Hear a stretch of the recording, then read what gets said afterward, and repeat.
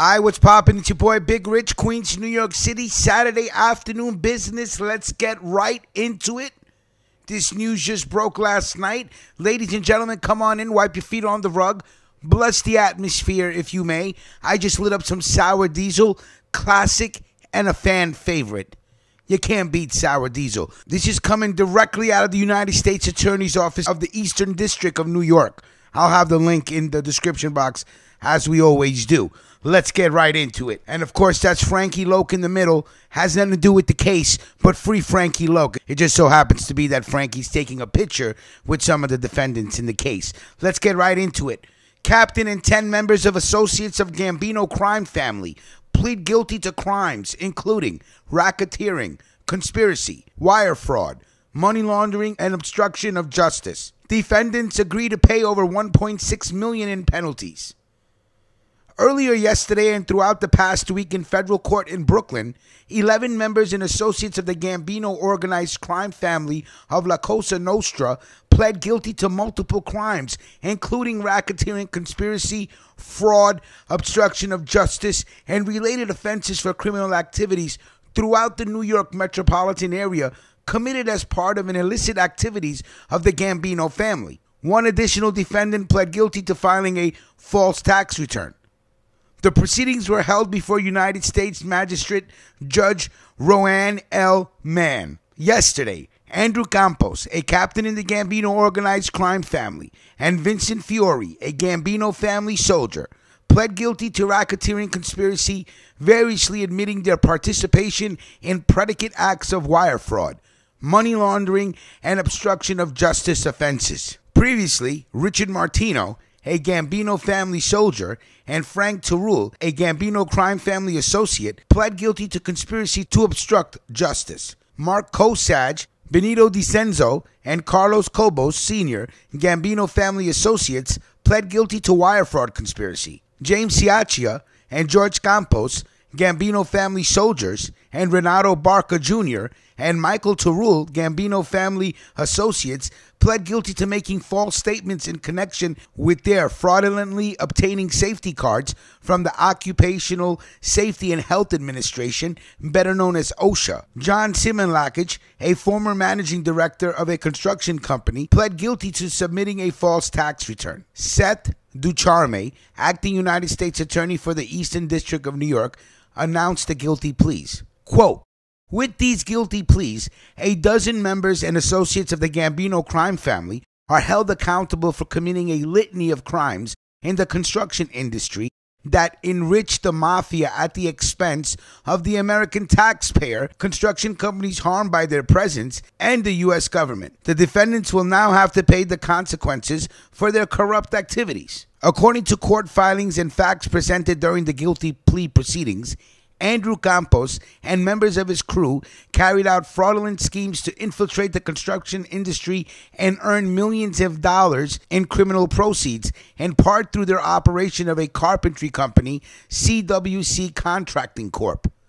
Campos, Fiore, and Cobos, among others, defrauded the U.S. government by paying CWC employees millions of dollars in cash without making the required payroll tax withholdings and payments. Further, Campos, Fiore, and others laundered money, causing checks to be made from CWC, purportedly for work performed in connection with CWC construction projects, where, in fact, no services were performed. The proceeds of these schemes were used to, among other things, construct Andrew Campos' house. Further, when Fiore became aware of the government's investigation, he tried to obstruct it by asking another person to lie about his and Campos' misconduct. Between June of 2018 and June of 2019, CWC paid hundreds of thousands of dollars in bribes and kickbacks to employees of a real estate company,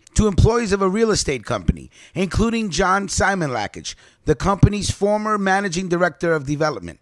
CWC paid the bribes in the form of hundreds of thousands of dollars worth of free labor and materials used for renovations on Simonlakich's residence, which Simon Lakich failed to report as taxable income and which COSAG had fraudulently paid for by billing them to a CWC project for construction company number 1. COSAG was recorded stating the work should have been pro bono because CWC does $50 million a year in business.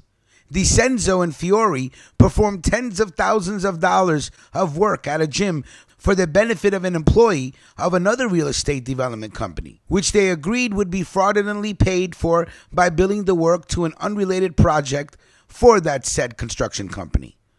In addition to these schemes, Martino was convicted in the Eastern District of New York in 2005 for his role in a scheme to defraud users of adult entertainment services.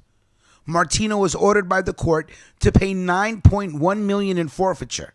After his release from prison, Martino, together with Frank Turol and others, concealed Martino's substantial income in order to avoid him paying the more than $300,000 forfeiture balance owed by falsely reporting that Martino had limited assets and worked for Turol's flooring company. In reality, Martino operated companies that earned millions of dollars. Finally, Barca, George Campos, Siachia, and Michael Turul, along with others, fraudulently procured safety cards from the United States Department of Labor indicating the completion of certain OSHA training courses when in fact the courses were not completed.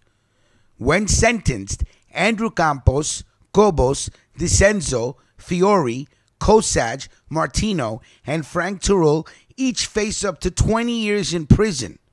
Minchia. Barca, George Campos, Siachia, and Michael Turul each face up to 5 years in prison. Simon Lakich faces up to 3 years in prison. So I'm assuming by this article that was brought out by the Eastern District, the United States Attorney's Office for the Eastern District of New York, has nothing about a CI or anything like that, but they do mention a recording. So they possibly may have planted a bug somewhere that caught these people talking. We've put up many articles on Andrew Campos before. We've been supporting Andrew Campos, hoping he get a fair deal. I hope everything works out for him, and I hope the judge, doesn't go crazy and start giving out 20-year sentences. Okay? There's no violence here. There's no blood here. It's just some numbers. The government plays this game all day, every day. Why should they be immune? Here are the list of the defendants. Renato Barca Jr., also known as Ronnie. Andrew Campos, who is allegedly a Gambino captain. George Campos. James Siachia. Carlos Cobos Sr. Benito DiCenzo, also known as Benny. Vincent Fiore. Mark COSAG, also known as Chippy. Richard Martino. John Simon Lakich, also known as John Si or Smiley. Frank Turul, also known as Bones. Michael Turul, also known as Perkins. All right, so it is what it is. I hope these guys get a fair deal when they get sentenced. Let's not just start handing out 20-year sentences here like these guys have bodies to their name. You know what I'm saying? Simple number game here. That's it. It's the way of the world. It's America.